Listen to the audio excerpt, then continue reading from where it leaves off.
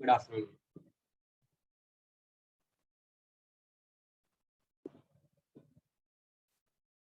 Last lecture में start किया था instantaneous access of rotation.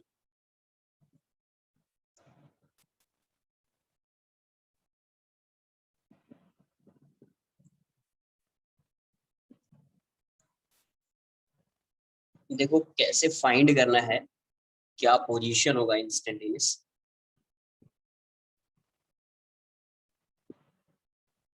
Yes, rigid नहीं है, इसीलिए इसीलिए कंसिडर नहीं। रिजिड होता तो कंसिडर करते। रोटेशन लेक्चर नंबर 16 है। एक minute.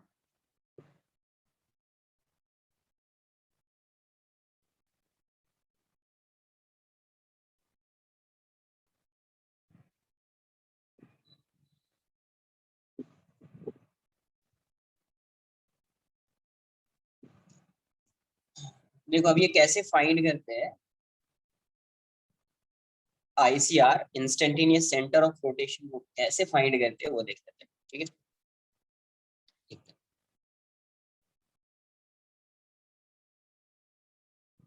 Identification of identification of ICR.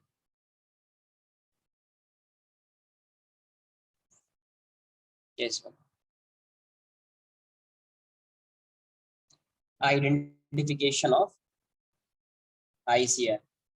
अब क्या गिवन है, इफ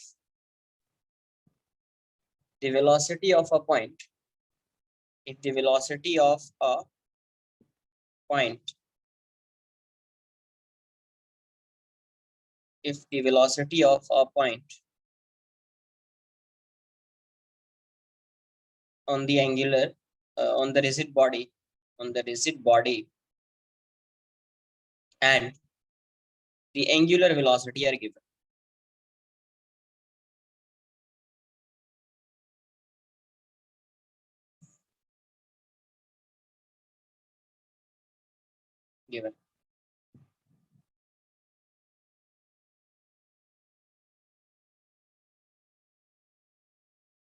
कर दो, ऑन कर दो, चलेगा। सर मेरे ही नाम से एक और आ जाता है। ठीक है, ऑन। देखो यार, if the velocity of a point on the rigid body and the angular velocity are given, है ना, तब कैसे फाइंड करेंगे आईसीआर, वो समझ ये। तो आपको क्या करना है, सपोज देख लो, अरे देखो यार इन सबको क्या है। सपोज कोई एक पॉइंट है, इसकी वेलोसिटी गिवन है, इस पॉइंट की वेलोसिटी गिवन है v। अब मुझे क्या करना है, अब मुझे आईसीआर फाइंड करना है। क्या गिवन है, वेलोसिटी गिवन है।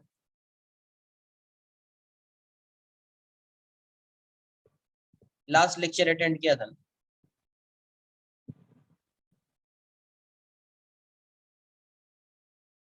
इंस्टेंटेनियस एक्सिस ऑफ रोटेशन, वही उसी में बताया था इंस्टेंटेनियस सेंटर ऑफ रोटेशन, याद है।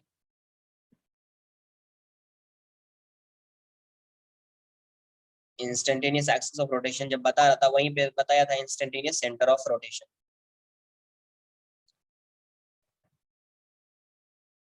if the body of a point on the rigid body and the angular velocity are given। देखो अब ये v है, इसकी एंगुलर वेलोसिटी गिवन है, इसकी एंगुलर वेलोसिटी क्या है, गिवन, ओमेगा। अब इसमें क्या होना चाहिए, एक चीज और गिवन होगी कि ये किस डायरेक्शन में रोटेट कर रहा है। ये क्या कर रहा है, किस डायरेक्शन में रोटेट कर रहा है। सपोज ये क्लॉकवाइज रोटेट कर रहा है। अगर क्लॉकवाइज रोटेट कर रहा है तो आपको एक सबसे पहले जो v गिवन है, आपको इस पे एक परपेंडिकुलर ड्रॉ करना पड़ेगा।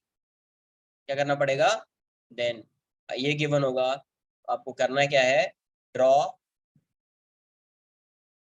अ line perpendicular to v, perpendicular to v। आपको v के परपेंडिकुलर एक लाइन ड्रॉ करनी है ना, तो परपेंडिकुलर ड्रॉ कर दिया। अब इसका रोटेशन देख रहे हैं कि किस डायरेक्शन में है, क्लॉकवाइज है या एंटी क्लॉकवाइज है। क्लॉकवाइज है, क्लॉकवाइज है तो यहां से आर डिस्टेंस पे मैं मान रहा हूं कि ये आर डिस्टेंस पे आईसीआर लाई कर रहा है कहीं यहाँ, समझो। वी गिवन है, परपेंडिकुलर ड्रॉ कर दिया। अब डिसाइड करना है कि इसी लाइन पे आईसीआर लाई करेगा। आईसीआर है ना, must lie on this line, on this line at a distance r, at a distance r, distance r equals to v by omega, v by। तो अब इसी लाइन पे आईसीआर लाई करेगा। अब क्लॉकवाइज है तो इस डायरेक्शन में करेगा, एंटी क्लॉकवाइज होता तो कहीं यहाँ, तो आईसीआर ये हो जाएगा, क्या हो जाएगा, ये हो जाएगा आईसीआर, ये क्या हो जाएगा, आईसीआर हो जाएगा। अब बोलोगे सर ये आईसीआर, अब देखो समझो इस, ये क्लॉकवाइज डायरेक्शन में रोटेट कर रहा है, मतलब इसके अबाउट इसका एंगुलर वेलोसिटी ओमेगा होगा। अब ओमेगा होगा तो ये क्या हो जाएगा, ये जो आईसीआर है, मतलब अगर इससे एक एक्सिस पास करा दीजिए ऐसा, तो इसके अबाउट इस पूरे बॉडी का मोशन कैसा है, प्योर रोटेशनल मोशन। इस एक्सिस के अबाउट इस पूरे बॉडी का मोशन कैसा है, प्योर रोटेशनल मोशन। तो ये पॉइंट जो मूव कर रहा होगा, एक सर्कल में मूव कर रहा होगा और उसका रेडियस क्या होगा, आर। तो क्लॉकवाइज मूव कर रहा है तो इसकी वेलोसिटी इस डायरेक्शन में होगी। अगर ये एंटी क्लॉकवाइज रोटेट करता, अगर ये एंटी क्लॉकवाइज रोटेट करता, तो अगर आईसीआर यहाँ पे, अगर आप फाइंड करते कि बोलते कि आईसीआर यहाँ पे है, तो वो रॉन्ग हो जाता। क्यों, क्यों रॉन्ग होता, क्योंकि अगर ये एंटी क्लॉकवाइज ऐसे रोटेट करेगा ना, इस डायरेक्शन में एंटी क्लॉकवाइज रोटेट कर रहा होता, तो यहाँ पे इसकी वेलोसिटी इस डायरेक्शन में, एंटी क्लॉकवाइज है तो इस डायरेक्शन में, क्लॉकवाइज है तो यहाँ पे वेलोसिटी इस डायरेक्शन। कुछ आई बात समझ में।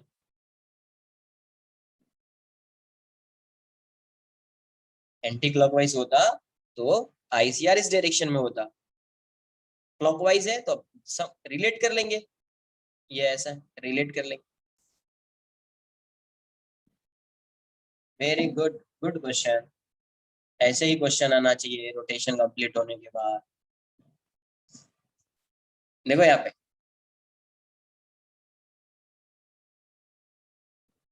ये बताओ, ये एक्सिस ऑफ रोटेशन है, ये क्या है, एक्सिस ऑफ रोटेशन है, इसके अबाउट जो है ये रोटेट कर रहा है। तो अगर ये इस पॉइंट की वेलोसिटी अगर मुझे फाइंड करनी होगी, इसका रेडियस आर है, तो वी क्या लिखेंगे, ओमेगा आर होगा या नहीं होगा। तो आर की वैल्यू क्या होगी, वी बाई ओमेगा होगी या नहीं होगी।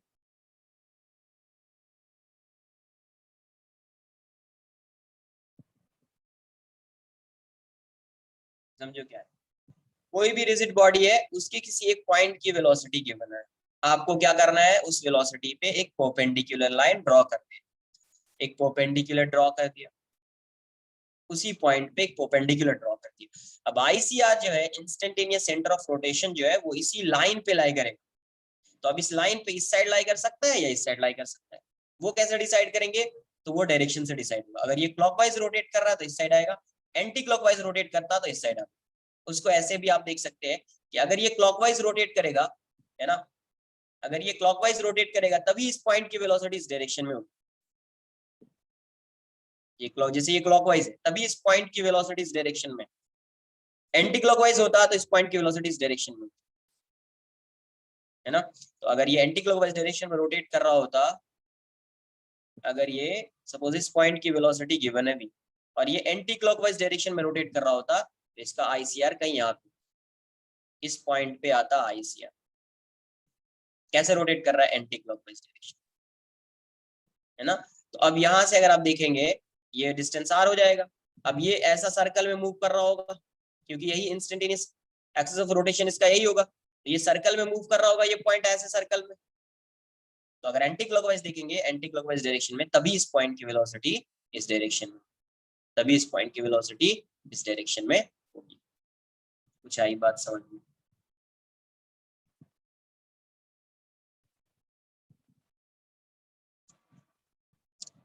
Case 2,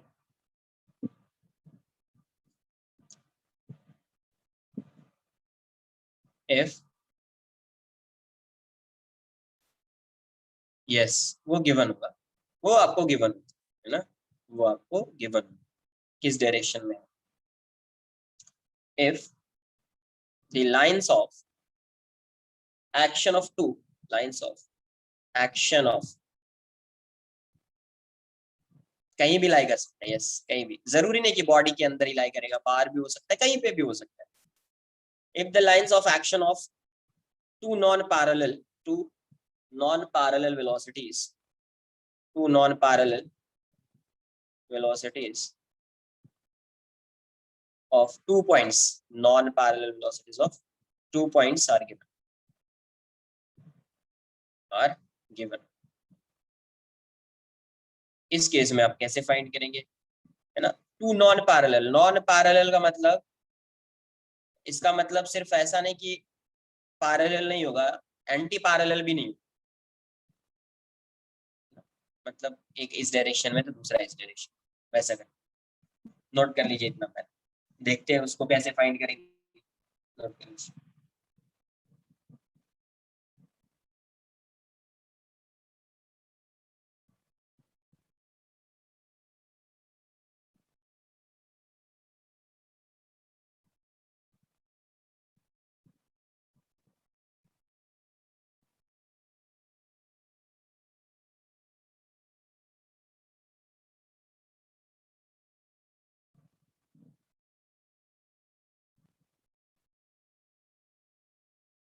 yes, first page, first page.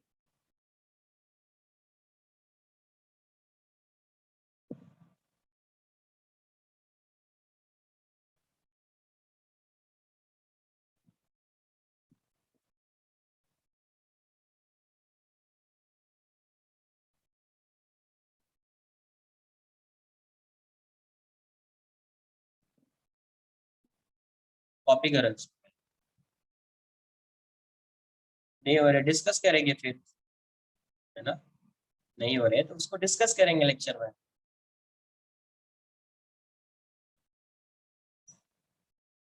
देख लेता हूँ इस वीक में ये चैप्टर कंप्लीट हो जाएगा, ठीक है, टाइम मिला तो डिस्कस करेंगे इसी वीक में, वरना डाउट लेक्चर में डिस्कस करें, ठीक है। नहीं हो रहा है तो डिस्कशन तो होगा ना यार।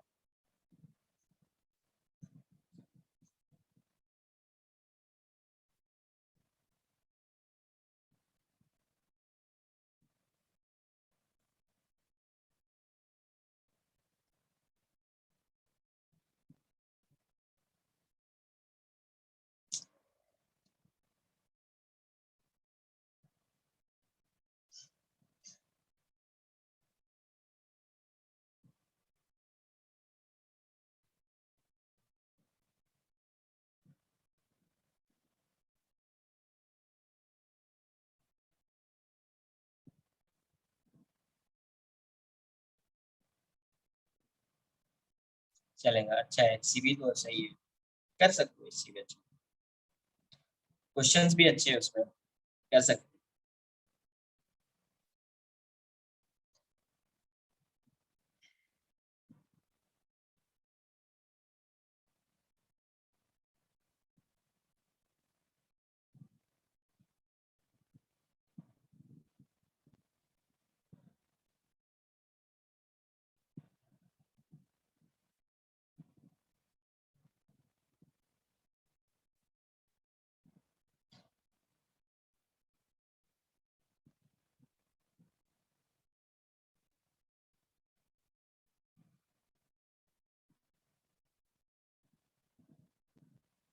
कॉपी किया इसको,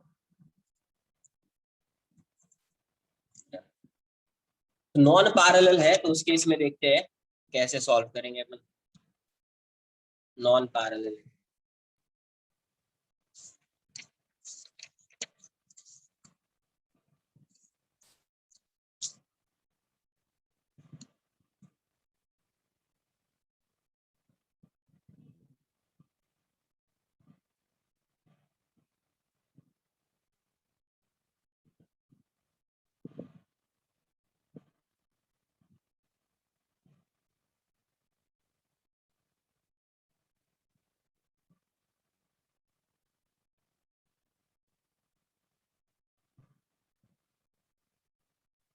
क्योंकि ये एंटी क्लॉकवाइज डायरेक्शन में रोटेट कर रहा है, ये ऐसा रोटेट कर रहा है, तो ये इसका आईसीआर इस साइड अगर आईसीआर बनाओगे अगर यहाँ पे आईसीआर होता और ये एंटी क्लॉकवाइज डायरेक्शन में रोटेट कर रहा होता तो इस पॉइंट की वेलोसिटी इस डायरेक्शन में नहीं, इस डायरेक्शन में,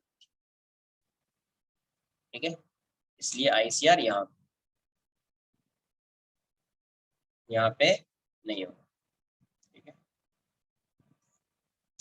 डन।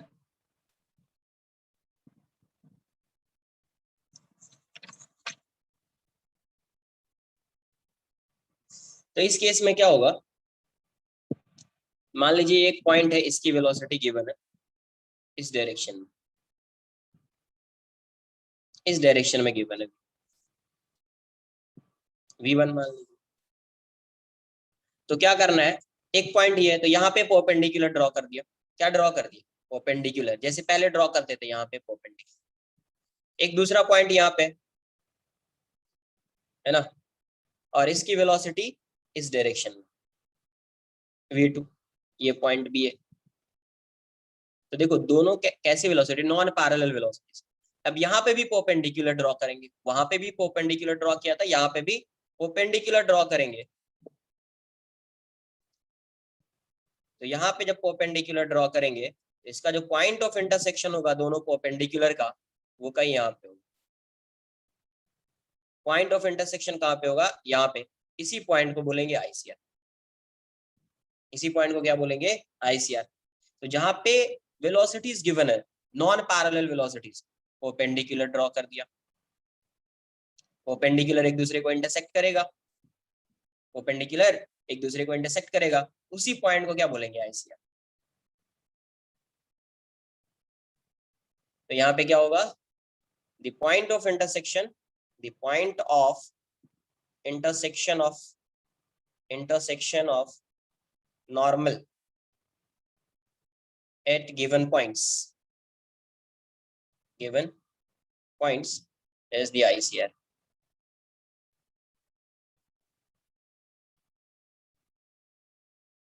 ICR, the ICR। एक बार चेक कर लेते हैं, इसको थोड़ा सा ऐसा ड्रॉ कर दो, थोड़ा सा ऐसा ड्रॉ कर दो। मान लो यही परपेंडिकुलर, ऐसा ड्रॉ कर, फिर आ जाएगा समझ। ये v1, ठीक है। तो अब मुझे फाइंड करना है कि ये पॉसिबल है या नहीं। क्या करना पड़ेगा, एक लाइन ऐसे ड्रॉ करनी पड़ेगी, है ना।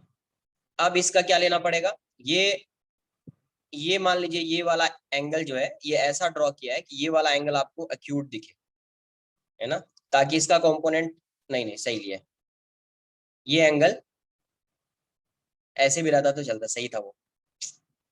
तुमने जो ड्रॉ किया वैसे ही रखना।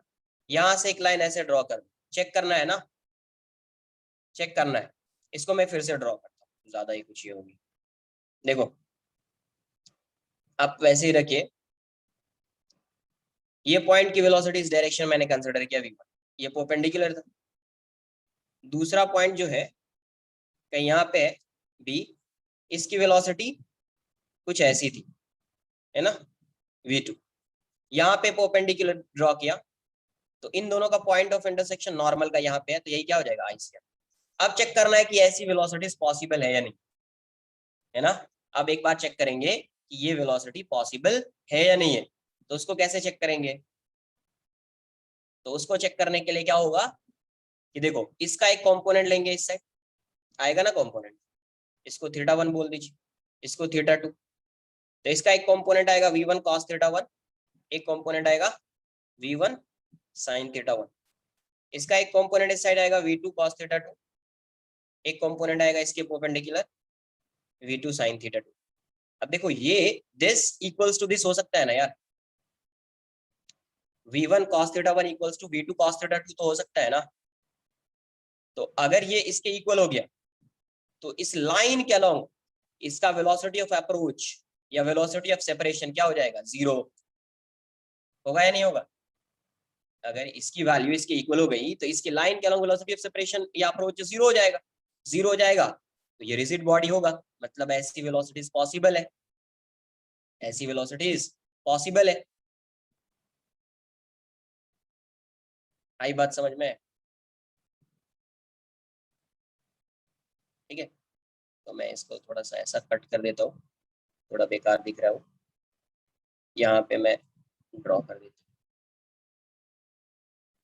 इसलिए नहीं समझ में आया, बता रहा हूँ, इसलिए नहीं समझ में आया क्योंकि आपको बेसिक्स आपने रिवाइज नहीं किया है, इसलिए आपको समझ में नहीं आया कि मैंने क्या बोला। ठीक है, यहाँ पे परपेंडिकुलर ड्रॉ कर दिया, यहाँ पे भी परपेंडिकुलर ड्रॉ कर दिया, इसका पॉइंट ऑफ इंटरसेक्शन ये है, ये हो जाएगा आईसीआर। समझो, फिर से समझो, ऐसा नहीं कि कोई भी पॉइंट किसी भी डायरेक्शन में चला जाएगा। ठीक है, कोई भी एक ड्रॉ कर लो ना, ये या ये तो बता रहा हूँ आपको कि कैसे ये पॉसिबल है। इस पॉइंट की वेलोसिटी इस डायरेक्शन में है, इस पॉइंट की वेलोसिटी इस डायरेक्शन में है, इस डायरेक्शन में। ठीक है, तो दोनों पॉइंट को ज्वाइन कर दिया, ज्वाइन करने के बाद इसका कंपोनेंट इस लाइन के अलोंग लिया, इसका कंपोनेंट इस लाइन के अलोंग लिया। अब ये कंपोनेंट अगर इसके इक्वल हो जाएगा तो वेलोसिटी ऑफ अप्रोच या वेलोसिटी ऑफ सेपरेशन जीरो हो जाएगा, जीरो। वेलोसिटी ऑफ अप्रोच या वेलोसिटी ऑफ सेपरेशन जब जीरो हो जाता है तो वो रिजिड बॉडी होती है, पॉसिबल है ये। लेकिन यही वेलोसिटी अगर इस डायरेक्शन में होती ना, इस डायरेक्शन में, तो इसका एक कंपोनेंट इस साइड आता। यही वेलोसिटी, ये वेलोसिटी जो v1 दिख रही है आपको, अगर इस डायरेक्शन में होती ना ये वेलोसिटी, तो इस डायरेक्शन में, तो इसका एक कंपोनेंट इस साइड आता।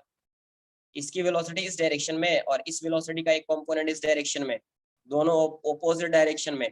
कभी भी रिलेटिव वेलोसिटी इस लाइन के अलोंग जीरो होता ही नहीं, जीरो नहीं होता तो वो बॉडी रिजिड होता ही नहीं, तो उस केस में वैसी वेलोसिटीज पॉसिबल होती भी नहीं। कुछ आई बात समझ में? Case 3, when parallel and anti-parallel velocities are given.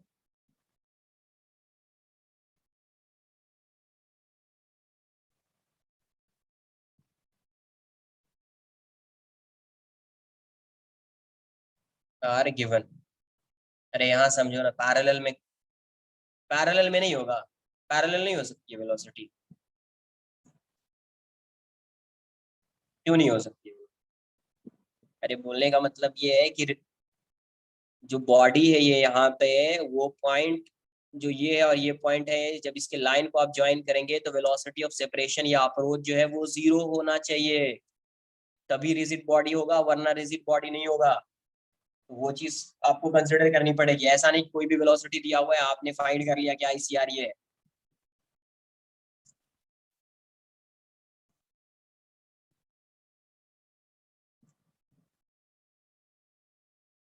Parallel velocities given है, मान लीजिए एक पॉइंट है, पैरेलल वेलोसिटी ये गिवन v1। अब इस पे परपेंडिकुलर ड्रॉ कर लेंगे, है ना। दूसरी पैरेलल वेलोसिटी गिवन है v2। तो अब देखो इसका नॉर्मल तो ऐसा ही है ना, दोनों पे नॉर्मल सेम है, दोनों पे नॉर्मल क्या है, सेम है, दोनों पे नॉर्मल सेम है। तो अब इस केस में कैसे फाइंड करना है, तो इस पॉइंट की वेलोसिटी गिवन है, इस बी पॉइंट की वेलोसिटी गिवन है, और इसके बीच का मान लीजिए कि डिस्टेंस गिवन है r। तो अब कैसे फाइंड करेंगे, तो अब इसके हेड को ज्वाइन करें। तो जब आप हेड को ज्वाइन करेंगे तो इस नॉर्मल का और इस लाइन का जो पॉइंट ऑफ इंटरसेक्शन आएगा, कहीं यहाँ पे आएगा, कहीं यहाँ पे आएगा, तो यही हो जाएगा आईसीआर। यही क्या हो जाएगा, आईसीआर। ये वाला डिस्टेंस अज्यूम कर लेते हैं, यहाँ से इसका डिस्टेंस आर बी है और यहाँ से इसका डिस्टेंस आर ए है। तो एक इक्वेशन ये बन जाएगा r B plus r equals to are a, r B plus r equals to are a. Second equation ये बन जाएगा, ये ट्रायंगल और ये ट्रायंगल सिमिलर है, तो सिमिलर ट्रायंगल है तो v1 by v2 equals to this upon this, r A by r b, r A by. तो दो इक्वेशन आ गया, दो अननोन आर ए और आर बी अननोन है, तो you can find the position of ICR. आप आईसीआर का position find कर सकते हैं, आप आईसीआर का पोजीशन फाइंड कर सकते हैं। तो पैरेलल होगा तो परपेंडिकुलर एक ही लाइन के अलॉन्ग होगा, दोनों के हेड को ज्वाइन कर दिया तो आके यहाँ पे कहीं पे इंटरसेक्ट करेगा, तो यहाँ पे ये इंटरसेक्ट करेगा वही आईसीआर, वही क्या होगा,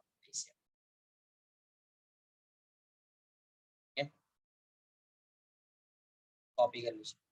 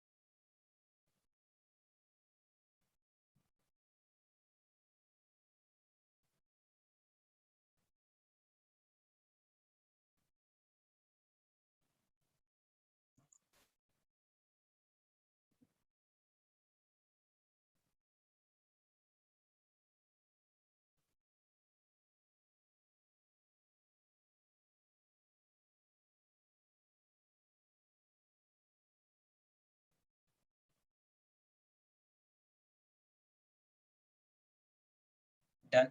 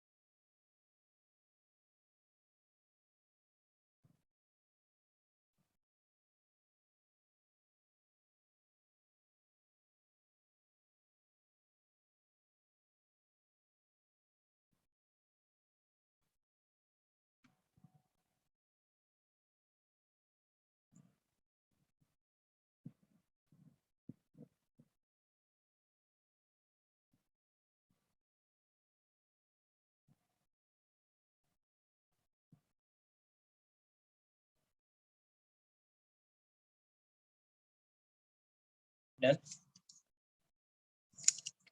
देख लो यार, स्क्रीनशॉट लो मैं।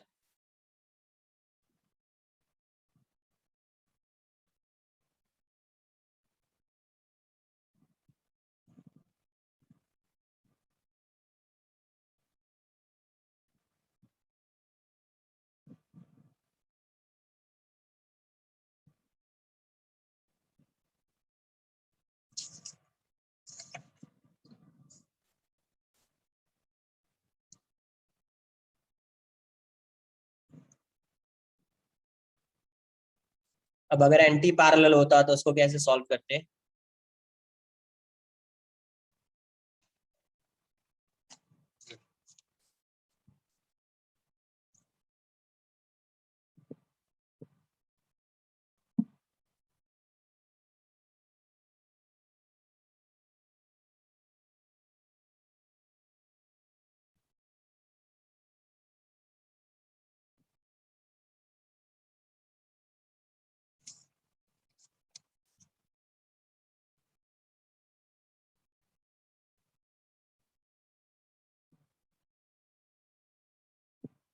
ये एक पॉइंट है, anti parallel velocities given, v1 perpendicular draw कर दिया। दूसरा पॉइंट ये है, इसकी वेलोसिटी यहाँ पे गिवन है v2, और यहाँ से यहाँ तक का डिस्टेंस गिवन है r। अभी इसके हेड को ज्वाइन करेंगे, तो जहाँ पे ये नॉर्मल और ये इस लाइन का पॉइंट ऑफ इंटरसेक्शन होगा, इसी को बोलेंगे ICR। ये क्या हो जाएगा ICR। ये B से डिस्टेंस इसका RB है, और ये वाला डिस्टेंस आर ए एज्यूम कर, आर ए। तो ये इस केस में क्या आएगा, R A plus R B equals to R and.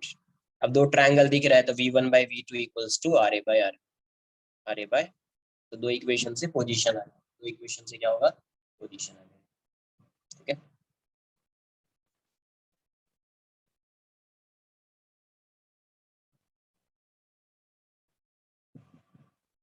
Copy कर लीजिए।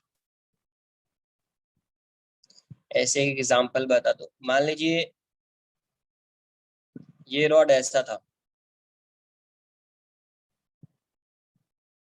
ये रॉड स्लाइड हो रहा है, रॉड स्लाइड हो रहा है, तो रॉड स्लाइड होगा तो ये रॉड, ये एंड जो है ये किस डायरेक्शन में जाएगा, एंड ए किस डायरेक्शन में जाएगा, इस डायरेक्शन में जाएगा v1, ये एंड किस डायरेक्शन में आएगा,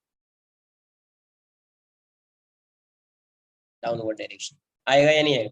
कैसी वेलोसिटीज है, रिजिड बॉडी है, कैसी वेलोसिटीज है,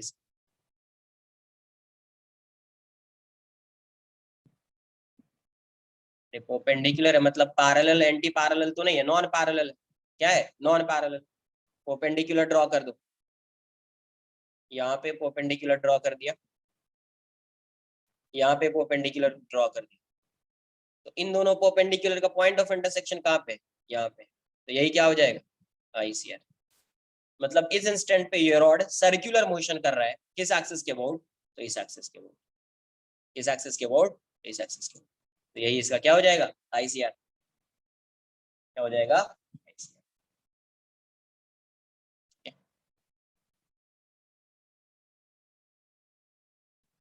इस केस में ICR फाइंड कर पाएंगे। मान लो यहाँ के पे वेलोसिटी गिवन है v1, एक पॉइंट यहाँ पे है, यहाँ पे वेलोसिटी गिवन है इस डायरेक्शन या पैरेलली गिवन, इस केस में ICR फाइंड कर पाएंगे,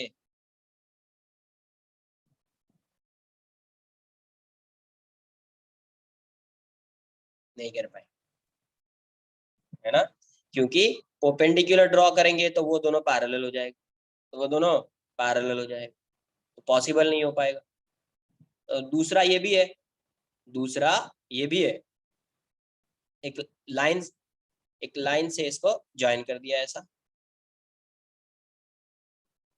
ठीक है, ये एंगल θ1, ये एंगल θ2, इसका एक कंपोनेंट इस साइड v2 cos θ2, एक कंपोनेंट इस साइड v2 sin θ2, इस डायरेक्शन में v1 cos θ1, इस डायरेक्शन में v1 sin θ1।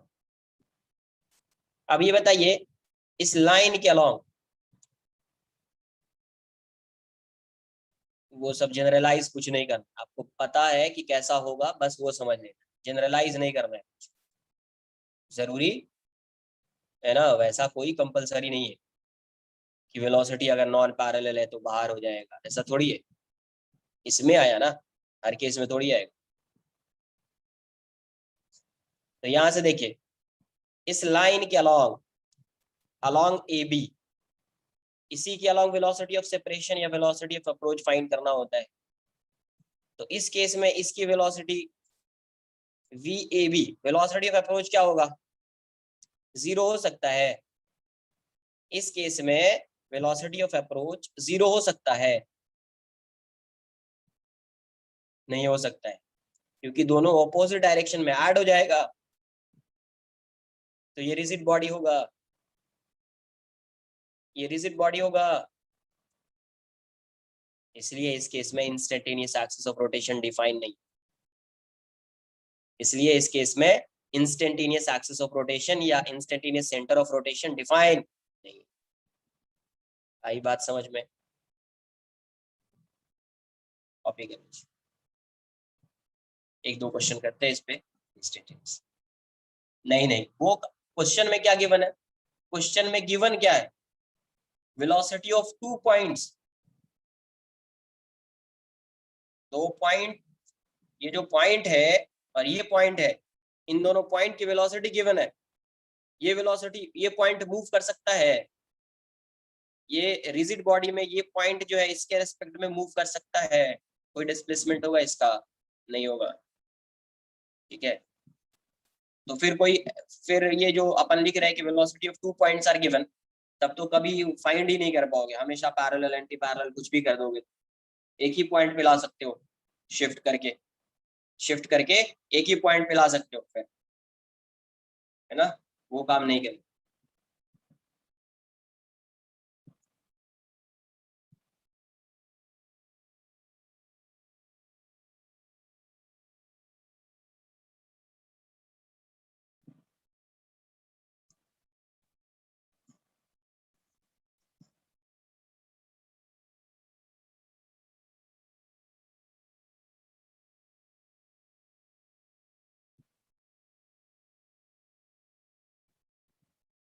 एक मिनट, कॉपी करने दो फिर थोड़ा।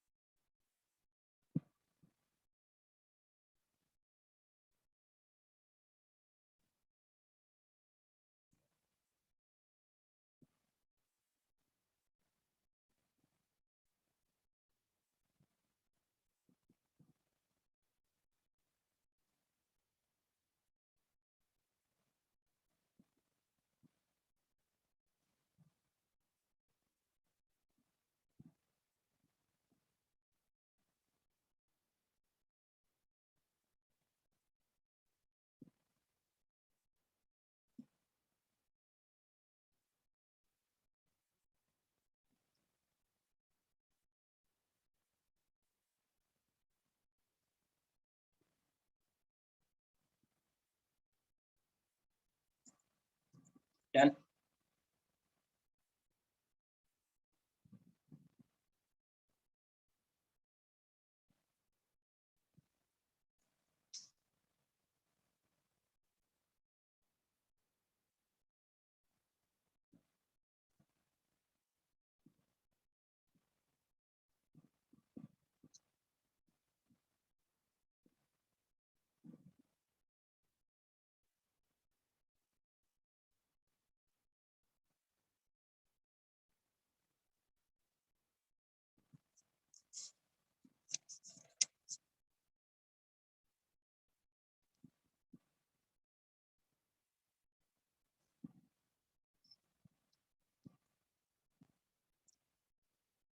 Find find the position of ICR, find the position of ICR and angular velocity of disk।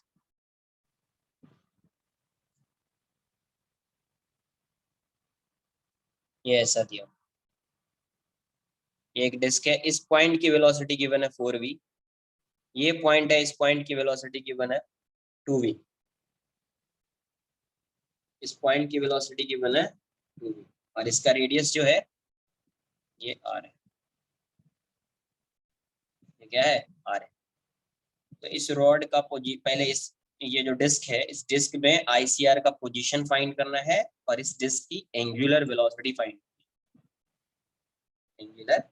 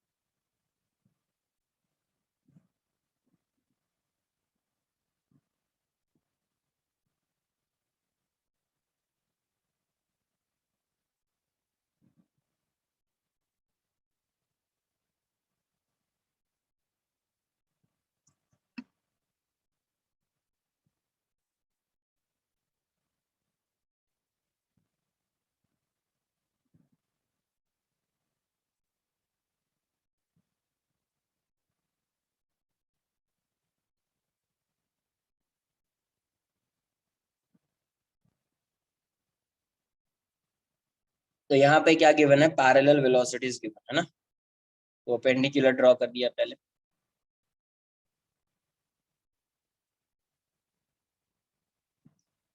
इन दोनों के हेड को ज्वाइन कर दिया।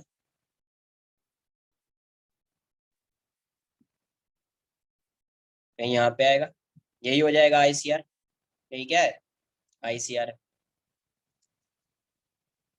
तो ये पॉइंट ए मान लो और ये बी है, ये वाला डिस्टेंस आर बी, और ये डिस्टेंस क्या है, आर ए। ये डिस्टेंस आर ए। तो सबसे पहले यहां से देखेंगे तो R R B plus two R B plus two R equals to are A, equation 1। Second क्या, दो ट्राइंगल दिख रहा है, सिमिलर ट्राइंगल है, तो 4v/2v equals to this upon this, तो r A by r B. तो यहाँ से 2 equals to R A by r B, तो आर ए की वैल्यू कितनी हो जाएगी, 2 आर बी। इसको 2 बोल दिया था, from 1 and 2, from 1 and 2, from 1 and 2। 1 and 2 से क्या होगा, यहाँ से देखिए फाइंड कर लो, तो अब फाइंड कर लो, देखो कितना आ रहा है, फाइंड कर लो।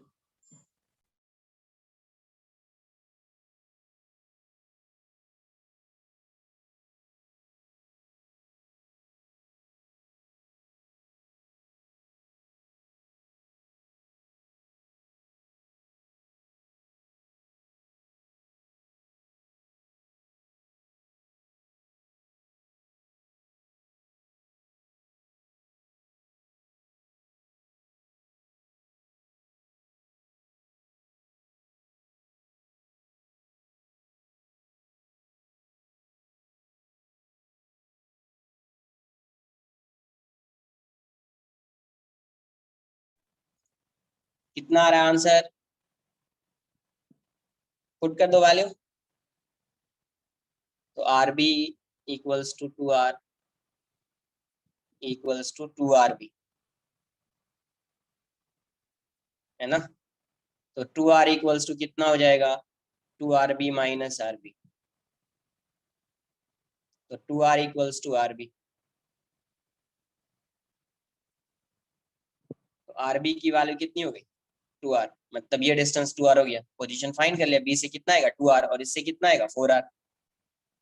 इसका मतलब है इसके अबाउट कैसा मोशन होगा, इस पूरे बॉडी का मोशन कैसा है इस पॉइंट के, यहाँ से जो एक्सेस पास हो रहा है, इसके अबाउट इसका मोशन कैसा है, pure rotational motion, pure rotational motion. तो अगर आप ऐसा करेंगे, मान लीजिए ये पॉइंट आईसीआर है, ये क्या है, आईसीआर है, और ये एक पॉइंट है इस डायरेक्शन में, ये 2v है, और ये एक पॉइंट है इस डायरेक्शन में, ये 4v है। ये 2v है और ये 4v है। इसका डिस्टेंस कितना है, ओमेगा से मान लो रोटेट कर रहा है। ये डिस्टेंस 2r अभी फाइंड किया, और ये डिस्टेंस 4r है, ये डिस्टेंस 4r है। तो अगर आप प्योर रोटेशनल मोशन है, तो इस पॉइंट की वेलोसिटी को क्या लिखोगे, 2v equals to omega into 2r, या 4v equals to omega into 4r। तो यहाँ से ओमेगा की वैल्यू कितनी आ जाएगी, v/r। ओमेगा का की वैल्यू कितनी आएगी यहाँ पे, v/r।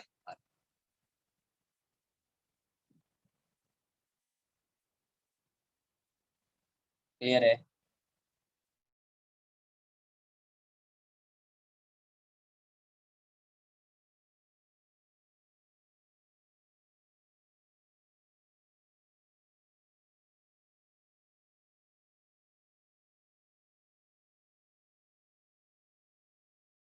ओमेगा ये डिस्टेंस कितना है, 4r,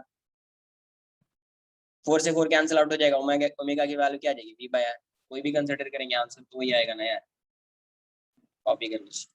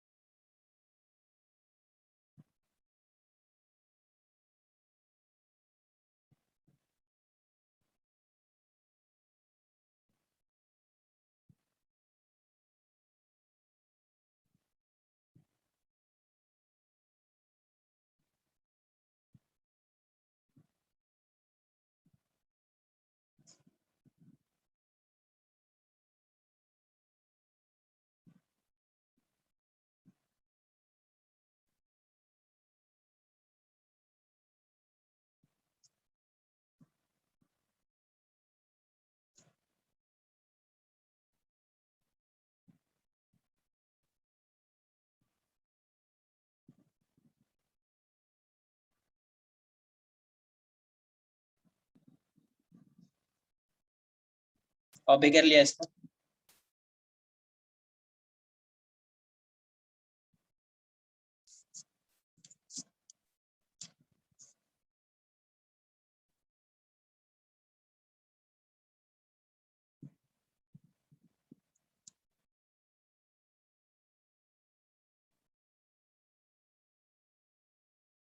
अभी तुमको ये सब क्यों जानना है, इसका वेटेज कितना है?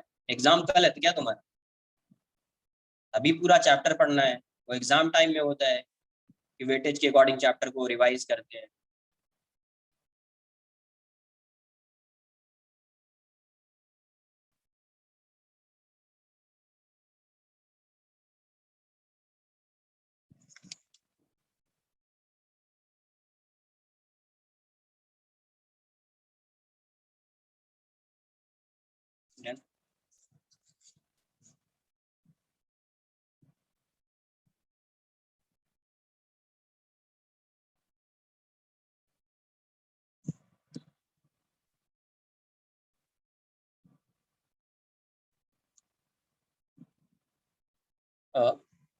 ऐसा दिया next question, a uniform rod of length L and mass M.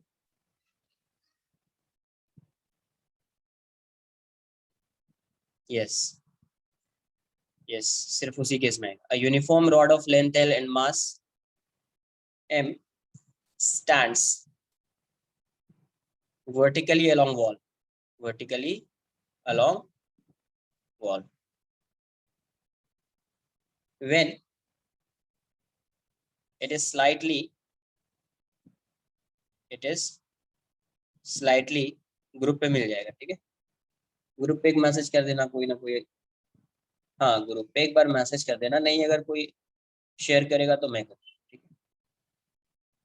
when it is slightly displaced, its lower end its lower end begins to to slide along the floor. Find the angular velocity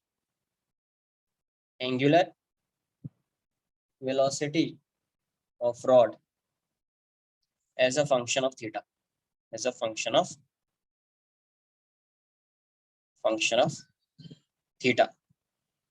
पहले rod कैसा था, ये मान लीजिए wall है, ये rod ऐसा, ठीक है। इसको स्लाइटली डिस्प्लेस किया तो अभी ये रॉड कुछ ऐसा हो जाए।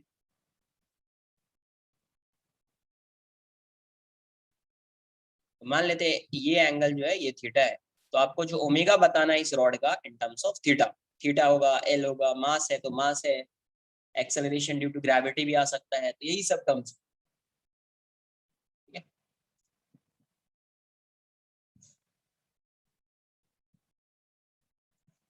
सी का मास एम है और लेंथ स्लाइटली डिस्प्लेस किया तो ये ऐसा।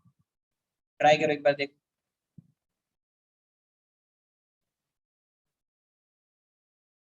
surfaces are frictionless, yes. neglect जब गिवन ही नहीं है तो समझ में नहीं, फ्रिक्शन एवरीवेयर, मतलब यहाँ पे भी कोई फ्रिक्शन नहीं है, यहाँ पे भी कोई फ्रिक्शन।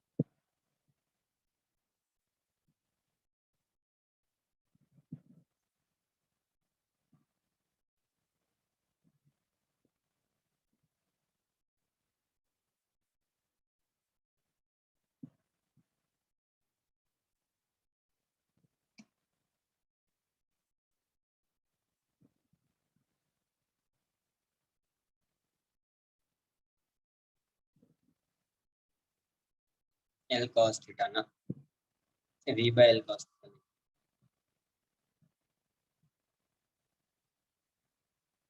ओमेगा फाइंड करना है, क्या करना पड़ेगा? ओमेगा फाइंड करना है। हाँ कुछ वैसा ही आएगा, कुछ वैसा ही आएगा, जैसे तुम्हारे आंसर आ रहे हैं ना, कुछ वैसा ही है।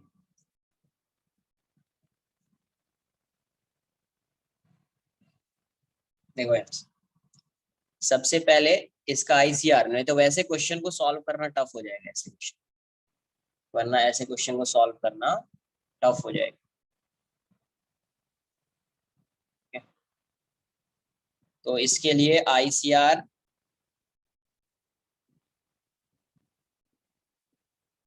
है ना, इसके लिए आईसीआर को फाइंड करना इम्पोर्टेंट, क्योंकि उसके वो रोटेशनल मोशन होगा तो सिंपल हो जाएगा। ये इस डायरेक्शन में जा रहा होगा, ये इस डायरेक्शन में जा रहा होगा, तो यहाँ से आप क्या करेंगे, परपेंडिकुलर ड्रॉ कर दिया। तो परपेंडिकुलर ड्रॉ करेंगे तो क्या होगा, इन दोनों का पॉइंट ऑफ इंटरसेक्शन कहीं यहाँ पे होगा, है ना। तो पॉइंट ऑफ इंटरसेक्शन यहाँ पे है, तो यही क्या हो जाएगा, आईसीआर। इसी के अबाउट इसका क्या हो रहा होगा, रोटेशनल मोशन। इसी के अबाउट ये रोटेट कर रहा होगा, इसी के अबाउट ये रोटेट कर रहा होगा। तो आपको पता है कि यहाँ पे रोटेट कर रहा है, पोजीशन चेंज हो रहा है, यहाँ पे पोजीशन चेंज होता है, वहां पे वर्क एनर्जी थ्योरम या कंजर्वेशन ऑफ एनर्जी लगाते हैं। रॉड का पोजीशन चेंज हो रहा है, वर्टिकल, वो भी वर्टिकल, तो कंजर्वेशन ऑफ एनर्जी मान लेते हैं, एंगुलर वेलोसिटी यहाँ पे ओमेगा। ठीक है, तो कंजर्वेशन ऑफ एनर्जी फाइंड करने के लिए मुझे इसका मोमेंट ऑफ इनर्शिया फाइंड करना पड़ेगा, मोमेंट ऑफ इनर्शिया फाइंड करना पड़ेगा। तो इसका सेंटर तो यहीं पे होगा ना यार, सेंटर ऑफ मास कहीं यहाँ पे होगा। अच्छा ये डिस्टेंस आर है, ये डिस्टेंस भी आर है, तो ये जो एक रेक्टेंगल टाइप का बन रहा है यहाँ पे, जरूरी नहीं कि स्क्वायर है, रेक्टेंगल टाइप का जो बन रहा है, तो इस केस में ये जो डायगोनल है और ये जो डायगोनल है, ये दोनों डायगोनल डायगोनल सेम होगा। डायगोनल सेम होने का मतलब है 2r की वैल्यू l के इक्वल हो जाएगी, तो r जो है वो l/2 हो जाएगा, r की वैल्यू l/2 हो जाएगी। अब इसके अबाउट मुझे मोमेंट ऑफ इनर्शिया फाइंड करना पड़ेगा, क्योंकि कंजर्वेशन ऑफ एनर्जी लगाएंगे या वर्क एनर्जी थ्योरम लगाएंगे, तो उसके लिए मुझे मोमेंट ऑफ इनर्शिया आना चाहिए। तो इसके अबाउट मोमेंट ऑफ इनर्शिया क्या हो जाएगा, I equals to centre of mass के अबाउट ICM, दो पैरेलल एक्सिस है, ICM प्लस mr²। तो इसके about moment of inertia rod का कितना होता है, ml²/12 प्लस ml/2 का स्क्वायर। तो ये हो जाएगा ml²/12 प्लस ml²/4, कैलकुलेट करेंगे तो ml²/3 आ जाएगा। क्या आ जाएगा, ml²/3। तो इसके अबाउट मोमेंट ऑफ इनर्शिया आ गया ml²/3। अब वर्क एनर्जी थ्योरम लगा दे, वर्क एनर्जी थ्योरम। तो देखिए सबसे पहले यहाँ पे इसका सेंटर ऑफ मास के यहाँ पे, ठीक है, तो ये इसका सेंटर ऑफ मास कितनी हाइट पे है, तो ये l/2 है, ये थीटा है, तो ये जो डिस्टेंस होगा यहाँ से यहाँ तक का डिस्टेंस, ये आएगा l/2 sine theta, l/2 sine theta. पहले कितने पे था, l/2 पे था, पहले इसका सेंटर ऑफ मास l/2 पे था, अभी कितने पे हो गया है, तो l/2 साइन थीटा। तो work done by all forces equals to change in kinetic energy, change in kinetic energy, है ना। जब यहाँ पे काइनेटिक एनर्जी का एक्सप्रेशन लिखेंगे तो सिर्फ रोटेशन का आएगा, ट्रांसलेशनल का नहीं आएगा। क्यों, क्योंकि इस पॉइंट के अबाउट इसका मोशन कैसा है, pure translational motion, sorry pure rotational motion.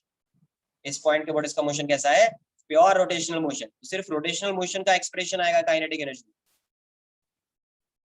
Copy कर लीजिए इतना पहले।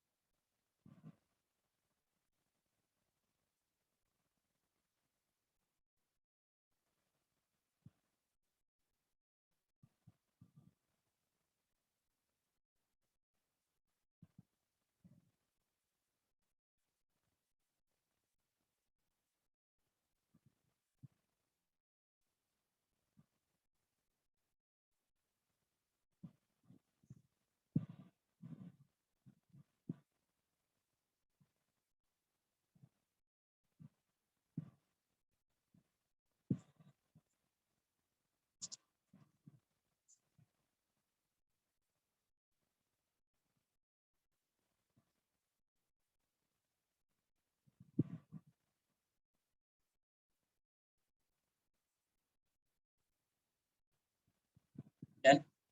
अब क्या करेंगे, वर्क एनर्जी थ्योरम लगाएंगे। Work done by all forces equals to change in kinetic energy. तो पहले तो ये रेस्ट में था,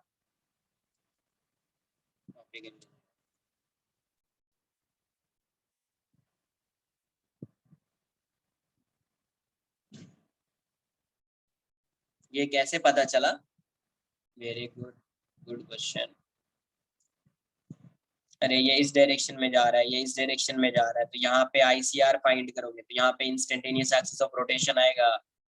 तो इंस्टेंटेनियस एक्सिस ऑफ रोटेशन के अबाउट मोशन क्या होता है, कंबाइंड मोशन क्या हुआ, रिजिड बॉडी का मोशन क्या होता है, प्योर रोटेशनल मोशन में।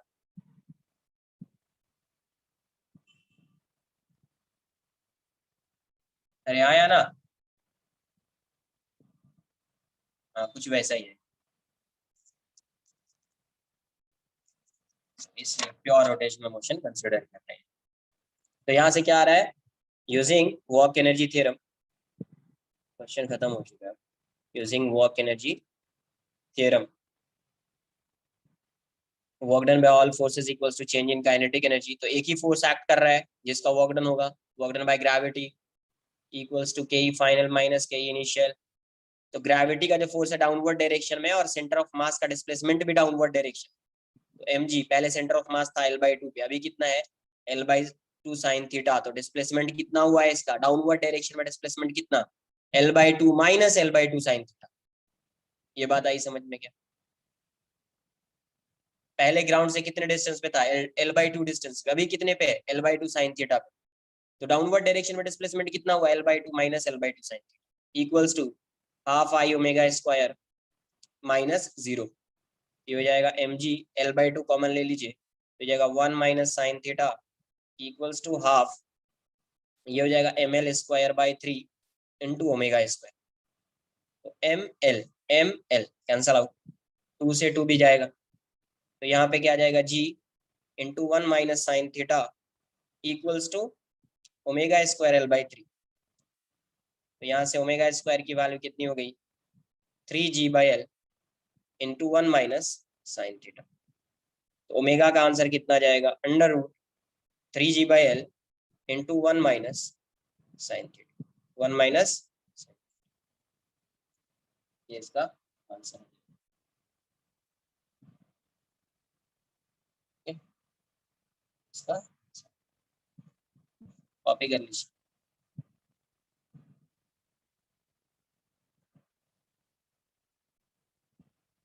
यस, यस, कहीं भी आपको देखे ट्रांसलेशनल प्लस रोटेशनल, तो ज्यादा बेटर क्या होता है, क्वेश्चन को सॉल्व करना बहुत सिंपल हो जाता है इससे। वहां पे आप आईसीआर फाइंड कर लीजिए एक बार, आप अगर जो इन्फॉर्मेशन गिवन है उससे अगर आप आईसीआर फाइंड कर सकते हैं तो आईसीआर फाइंड कीजिए, क्वेश्चन सिंपल हो जाएगा।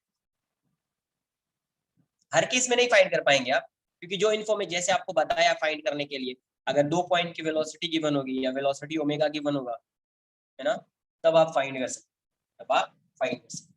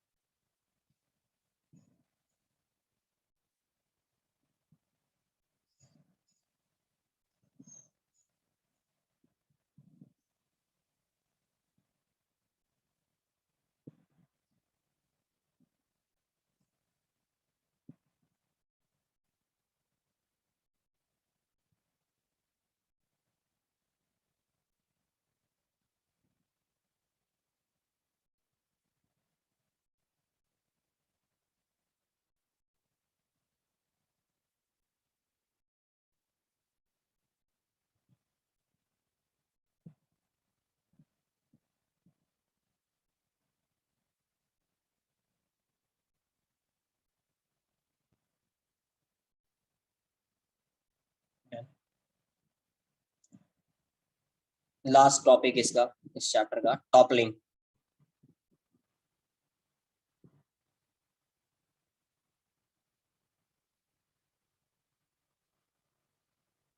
टॉपलिंग, देखो टॉपल होने का मतलब क्या, रोटेट है ना बेसिकली। जैसे ये मान लीजिए ये एक ब्लॉक है ना, यहाँ पे कोई ऑब्स्टेकल टाइप का ऐसा है, समझने के लिए टॉपलिंग बता रहा हूँ। ऐसा है, अगर आप यहाँ से ये ऐसा जाएगा, मूव कर रहा था, ये ऐसे मूव कर रहा था, यहाँ पे आया, रोटेट कर जाएगा यहाँ, है ना। तो ये इस एज के बोर्ड, मतलब इस एक्सिस के बोर्ड, ये क्या करेगा, यहाँ पे रोटेट कर जाएगा। इस एक्सिस के बोर्ड ये क्या करेगा, रोटेट कर जाएगा। वैसा अगर ये ब्लॉक है, यहाँ पे फोर्स लगाओगे, यहाँ पे फोर्स लगाओगे, और यहाँ पे फ्रिक्शन सफिशियंट होगा, तो उस केस में भी ये रोटेट कर सकता है। फ्रिक्शन को सफिशियंट होना पड़ेगा, फ्रिक्शन को सफिशियंट होना पड़ेगा। तो बेसिकली टॉपलिंग की मीनिंग होगी कि किसी भी एक्सिस के अबाउट ये रोटेट कर सकता है। तो यहाँ पे किस एक्सिस के अबाउट रोटेट करेगा, अगर आप फोर्स ऐसा लगा रहे हैं तो ये इस एक्सिस के अबाउट रोटेट करेगा, ऐसा। यहाँ पे जो एक्सिस है, इस एक्सिस के अबाउट रोटेट करेगा, ठीक है, इस एक्सिस के अबाउट। तो बेसिकली टॉपलिंग की मीनिंग वही होगी कि ये रोटेट करेगा। अब रोटेट कर रहा है तो इसका टॉर्क होना चाहिए, रोटेट कर रहा है तो टॉर्क होना चाहिए। और भी देखिए कि क्या क्या हो सकता है, क्या कंडीशन आएगा इसमें, ठीक है। तो समझते हैं एक बार में। एक ब्लॉक लिया ऐसा, एक ब्लॉक है जिसका लेंथ जो है इससे ग्रेटर है, यस। दो block, block A block B, यहाँ पे फोर्स लगा रहे हैं एफ, सेम हाइट पे मान लीजिए फोर्स लगा रहे हैं, यहाँ पे भी सेम हाइट पे फोर्स लगा रहे हैं। अब ये बताओ किस केस में, सिर्फ आप इतना बता दो, आगे मैं बताऊंगा, है ना, डायरेक्ट नहीं बोलूंगा, कुछ मैथमेटिकल एक्सप्रेशन आएगा, उससे आपको समझ में आ जाएगा। अब ये बताओ कि किस केस में बॉडी के स्लाइड होने की टेंडेंसी ज्यादा है, और किस केस में बॉडी के टॉपल होने की टेंडेंसी ज्यादा है। सेम फोर्स लगाया यहाँ पे, सेम फोर्स यहाँ पे,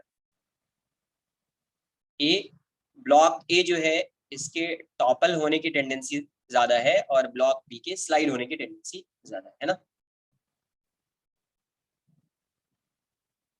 तो ये जो ब्लॉक है ए, तो क्या है, a is block a is more likely to topple, more likely to topple. अब ये क्यों है वो आगे, topple before sliding, before sliding. और ब्लॉक बी यहाँ पे क्या है, ब्लॉक बी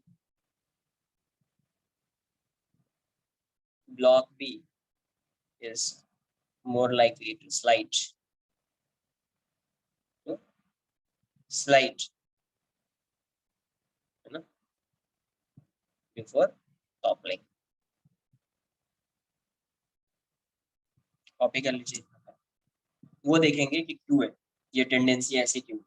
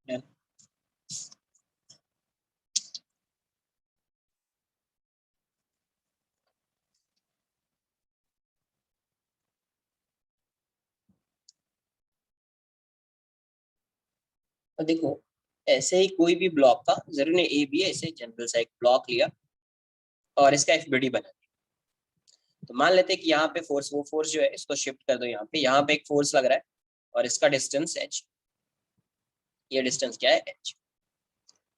एफबीडी बनाओगे तो ये mg आएगा, यहाँ पे नॉर्मल लग रहा हो, यहाँ पे एक फ्रिक्शन लग रहा हो, जैसे आप इस साइड मूव करो फोर्स लगाओगे इस पे फ्रिक्शन आएगा। पहले ये बताओ, ये तो टॉपल करेगा तो इस एक्सिस के बोट, यहाँ से जो एक्सिस पास हो रहा होगा उसी एक्सिस के बोट टॉपल करेगा, टॉपल भी करेगा तो इसी एक्सिस के बोट करेगा। फर्स्ट पॉइंट इसमें ये बताइए, if f is greater than fs max, if applied force is greater than limiting friction, तो उस केस में बॉडी का मोशन, इस ब्लॉक का मोशन कैसा होगा? स्लाइड कर जाए, है ना। if, तो यहां से क्या पॉइंट लिख सकते हैं, if the friction is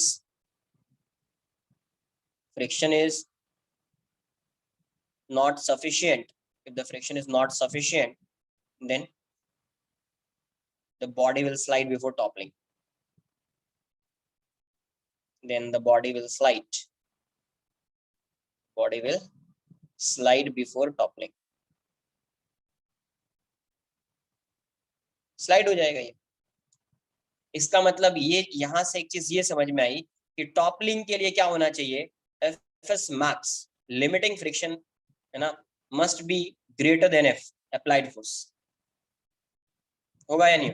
last में लिखूंगा ये कंडीशन ना। अगर टॉपल करना है तो इसको स्लाइड नहीं करना पड़ेगा, स्लाइड नहीं करेगा मतलब इसकी वैल्यू ग्रेटर होनी चाहिए इससे, तभी ये स्लाइड नहीं करेगा। अरे कुछ आई बात समझ में?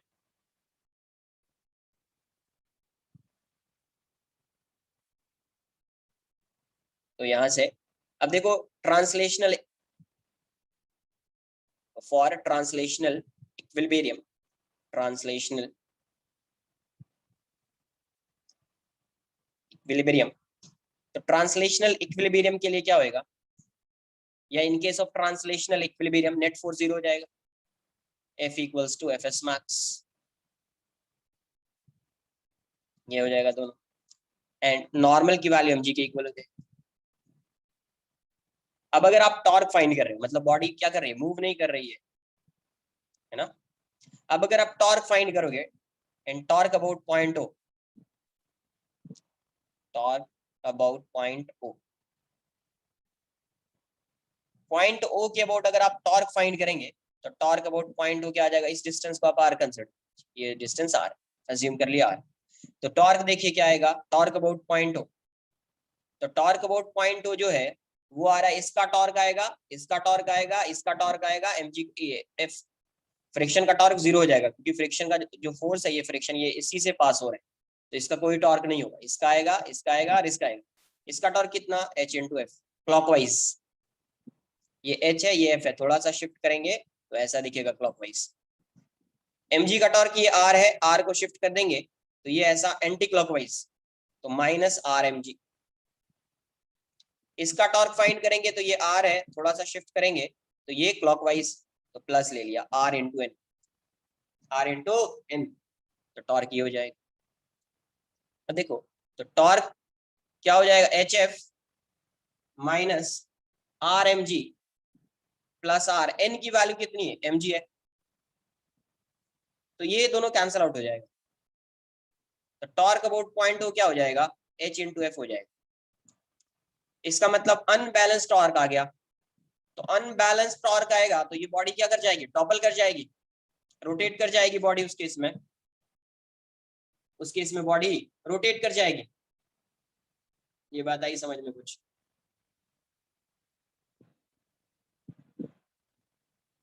तो अभी क्या होगा, नॉर्मल रिएक्शन क्या होता है, शिफ्ट हो जाता है जब आप फोर्स लगाओगे यहाँ पे। तो देखो यहाँ पे क्या होता, इसके टॉर्क को कौन बैलेंस करता, जो फोर्स का टॉर्क यहाँ पे डेवलप हो रहा है, फोर्स, इस फोर्स की वजह से जो टॉर्क आ रहा है, इसको कौन बैलेंस करता है, एमजी का ही टॉर्क बैलेंस करता है क्योंकि यही नेगेटिव है, यही बैलेंस करता है, बट इसके टॉर्क को कौन कैंसिल कर रहा है, नॉर्मल का टॉर्क, तो नॉर्मल का टॉर्क अभी डिक्रीज होगा। डिक्रीज, अगर ये टॉर्क डिक्रीज हो गया तो ये इन दोनों का जो रिजल्टेंट होगा इसका और इसका वो नेगेटिव आएगा। तो हो सकता है वो नेगेटिव इसको बैलेंस कर ले। तो क्या होता है कि mg तो वहीं पे लगेगा, mg का तो पोजीशन चेंज होगा नहीं, सेंटर ऑफ मास तो चेंज होने वाला है नहीं है, तो फोर्स ये mg यहीं पे लगेगा। बट नॉर्मल क्या होता है, थोड़ा सा शिफ्ट हो जाता है, शिफ्ट होता रहता है नॉर्मल। नॉर्मल क्या होता रहता है, शिफ्ट होता रहता है इस side towards axis of rotation. तो ये अभी x डिस्टेंस पे आ गया, ये r डिस्टेंस पे आ गया, फ्रिक्शन ऐसा ओ पॉइंट, इसी के अबाउट चाहिए, इसी एक्सिस के अबाउट चाहिए। तो क्या क्या करेगा, टू कैंसल या counter balance the effect of unbalanced torque, unbalanced torque, torque the normal the normal the normal reaction the normal reaction will shift towards AOR, axis of rotation। अब देखो इसके टुवर्ड्स शिफ्ट हुआ है तो अभी क्या होगा, इसका तो h इंटू एफ आएगा, ये डिस्टेंस h है तो h इंटू एफ आएगा। इसका क्या होगा, r into M G minus हो जाएगा और इसका x इंटू एन, तो ये x आ जाएगा अभी। अगर मैं इसके वो टॉर्क फाइंड करूंगा ना तो इसका जो टॉर्क आएगा वो पॉइंट के अबाउट ये x आ जाएगा, x mg हो जाएगा। But x is smaller than r, तो इन दोनों का जो टॉर्क आएगा ये कैसा हो जाएगा, यहाँ पे इस केस में नेगेटिव होगा। तो हो सकता है कि वो नेगेटिव टॉर्क इस पॉजिटिव टॉर्क को बैलेंस कर ले। अरे हाँ या ना, हो सकता है ना कि वो नेगेटिव टॉर्क इसके पॉजिटिव टॉर्क को क्या करे, बैलेंस कर ले। अगर बैलेंस कर लिया तो नॉर्मल रिएक्शन यहीं पे रहेगा, अगर बैलेंस नहीं करेगा तो नॉर्मल रिएक्शन और भी शिफ्ट होगा, और भी शिफ्ट होगा। मैक्सिमम कहां तक शिफ्ट हो सकता है, तो नॉर्मल रिएक्शन यहां तक आ सकता है। कहां तक आ सकता है, यहां तक आ सकता है। इतना कॉपी कर लो, फिर आगे देखते हैं शिफ्ट होगा तो अभी आगे क्या होगा। इतना कॉपी कर लीजिए आप पहले, ठीक है?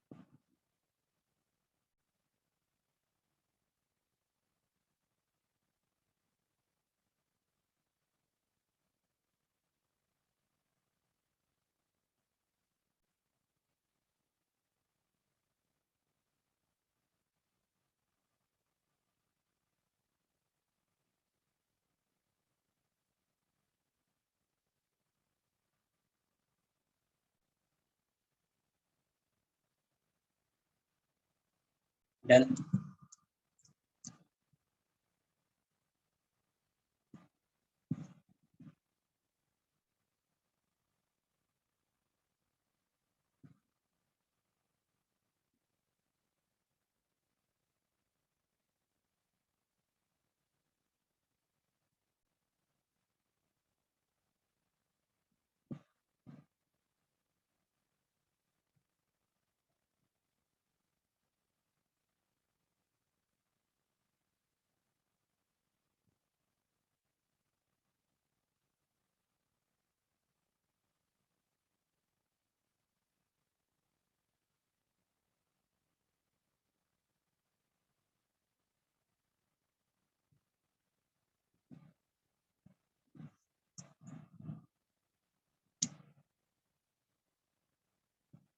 इस केस में आप टॉर्क फाइंड करेंगे तो कितना आएगा, वो समझ में आया।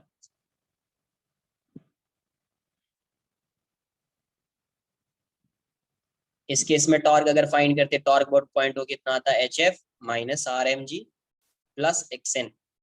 हो सकता है यहीं पे बैलेंस कर ले, R M G plus X N G. तो यहां से देखो ये आर ग्रेटर है, एक्स स्मॉलर है, तो इन दोनों की वैल्यू नेगेटिव हो जाएगी, तो उसको ये बैलेंस कर सकता है।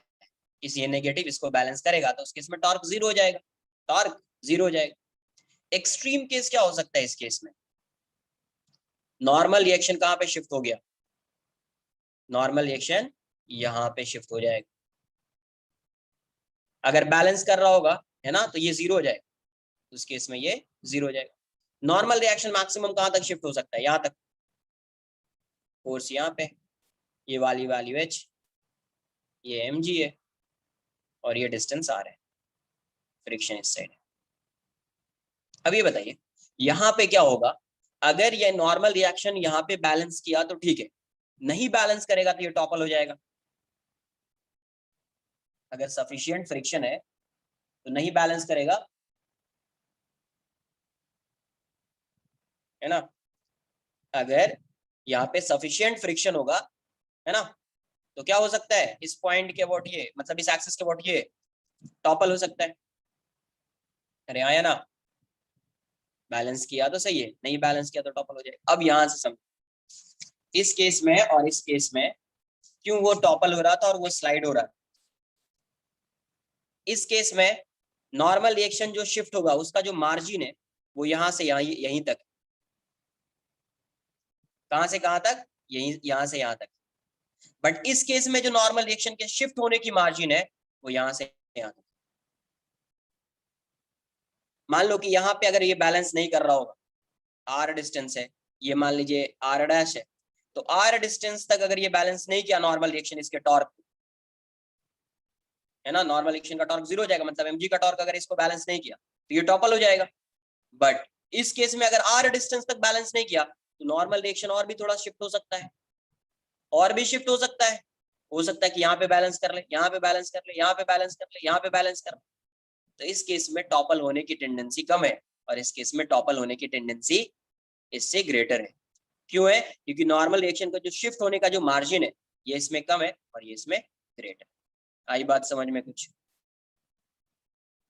तो यहाँ पे क्या होगा, नॉर्मल रिएक्शन मैक्सिमम यहीं तक शिफ्ट हो सकता है, यहाँ पे शिफ्ट होकर अगर बैलेंस किया तो सही है, नहीं बैलेंस करेगा तो ये टॉपल हो जाएगा। तो यहाँ से अगर ओ पॉइंट के वो टॉर्क फाइंड करेंगे तो एच एफ आएगा और आर एम जी आएगा, नॉर्मल का टॉर्क तो जीरो हो जाएगा। तो टॉर्क वो पॉइंट की वैल्यू क्या हो जाएगी, H F minus R M G, H F minus R M G. इस पॉइंट का वो टॉर्क जो है H F minus R M G. अगर आप इसको जीरो कर देंगे, अगर ये बैलेंस कर रहा होगा तो एच एफ, है ना, ऐसा लिख दीजिए, एफ, ये जीरो कब होगा, F the torque of F, torque of F if torque of mg is, if torque of mg balances the torque of f, torque of f, then यहां से टॉर्क को क्या लिख देंगे आप, जीरो लिख देंगे, hence zero equals to H F minus R M G. तो इस केस में एफ की वैल्यू जो हो जाएगी H f equals to R M g आ जाएगा। इस केस में एफ की जो वैल्यू होगी वो R M G by H. तो ऐसे फाइंड कर सकते हैं, ऐसे फाइंड। ये बात आई समझ में कैसे क्या कर रहे हैं अपन। अब एक जनरलाइज फॉर्म बताता हूँ इसका। ये समझ में आया ना कैसे? जरूरी नहीं कि नॉर्मल इक्वेशन यहीं तक आएगा, हो सकता है इससे पहले ही हो जाए, इससे पहले ही आ जाए। यहाँ पे जीरो हुआ तो ठीक है, नहीं जीरो होगा तो टॉपल कर जाएगा। अब यहाँ से अगर मैं एक जनरलाइज डिस्कशन की यहाँ पे बात करूँ तो ये नॉर्मल यहाँ पे शिफ्ट कर दिया है, फोर्स यहाँ पे है, फ्रिक्शन इस साइड आ जाएगा एफ एस मैक्स, है ना। ये एम जी है, ये आर है, और ये एच, ये क्या है एच। तो इक्वेशन फॉर स्लाइडिंग, इक्वेशन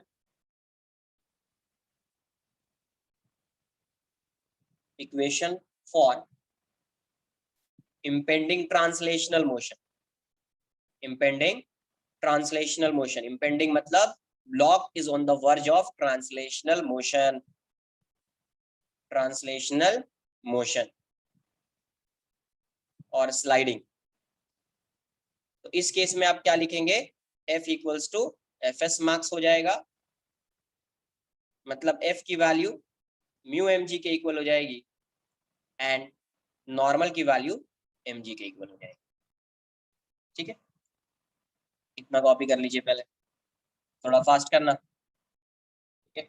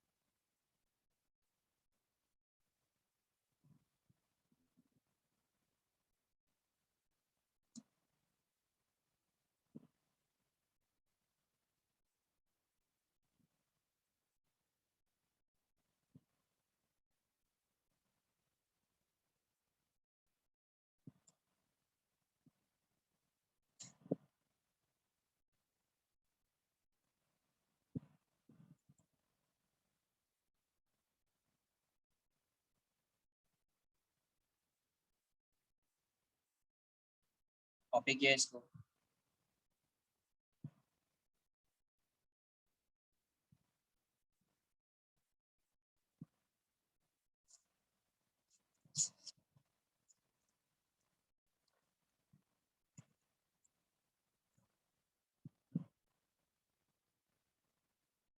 अब इक्वेशन फॉर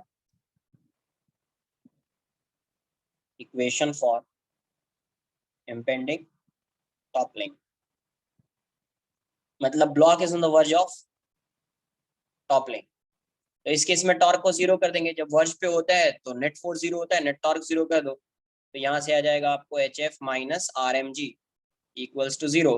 तो यहाँ से एफ की वैल्यू आप लिख सकते हैं M G R by H.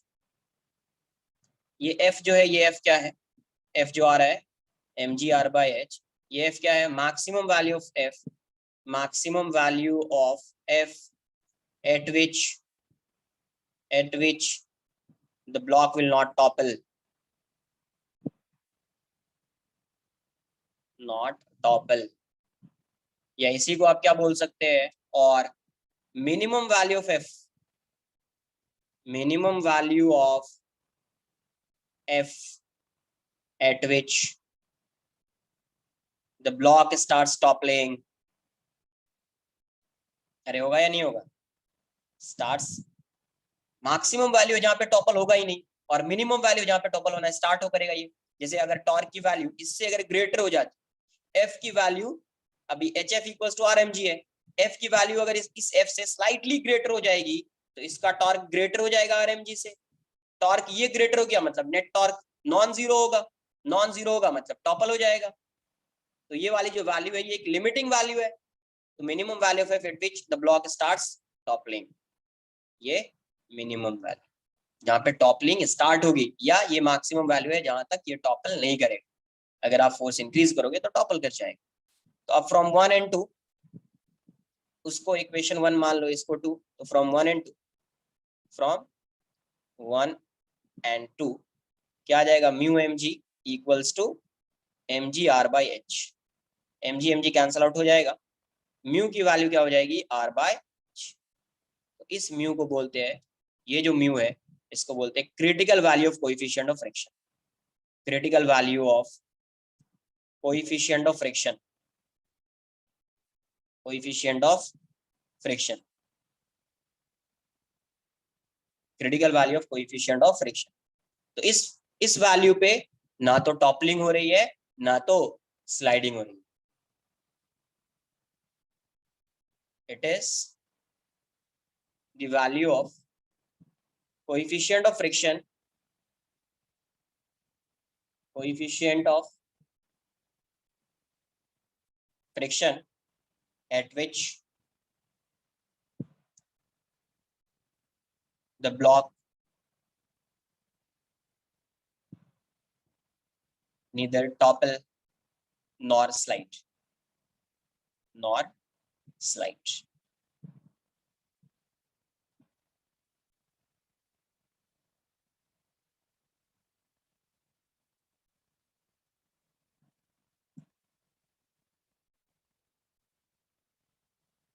Copy कर लीजिए, आज के लिए इतना ही रहेगा, थोड़ा सा और भी है उसको नेक्स्ट लेक्चर में देखेंगे। अब नेक्स्ट लेक्चर में ये चैप्टर कंप्लीट हो, नेक्स्ट लेक्चर में ये चैप्टर कंप्लीट, ठीक है, कॉपी कर लीजिए।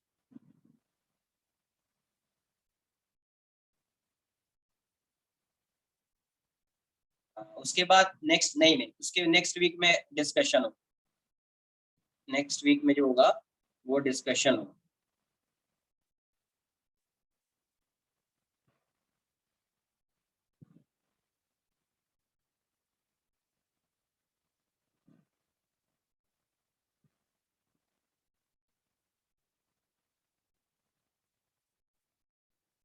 नेक्स्ट लेक्चर में यही होगा, रोटेशन होगा, फिर नेक्स्ट वीक में डिस्कशन हो किसका, रोटेशन, ठीक है।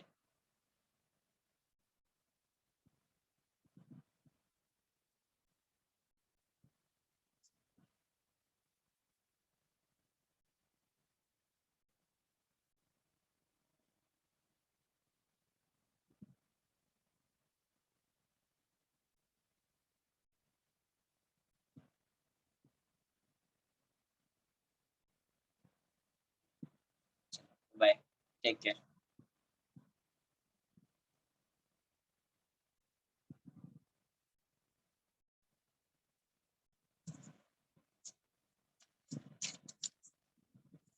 तो टॉप लिंक के लिए अभी भी नहीं, सिर्फ अभी समझ आए बेसिक्स इसका क्या है वो जाना है, बट एक ही स्टेटमेंट लिखूंगा समझ में आ जाएगा टॉप लिंक के लिए क्या होगा, स्लाइडिंग के लिए क्या होगा, इतना नहीं कुछ करना है।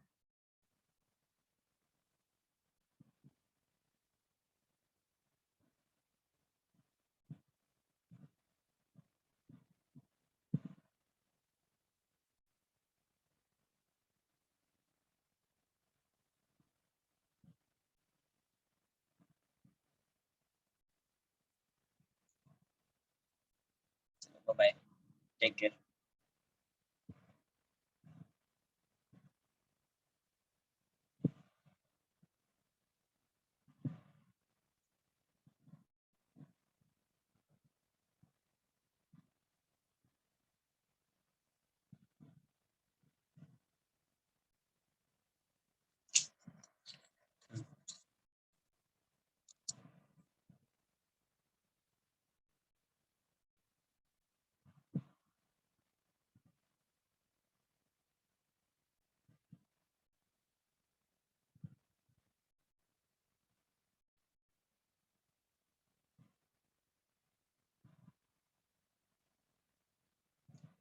नेक्स्ट लेक्चर में कंप्लीट हो जाए, नेक्स्ट लेक्चर में ये चैप्टर कंप्लीट हो जाएगा। ठीक है, चलो बाय बाय।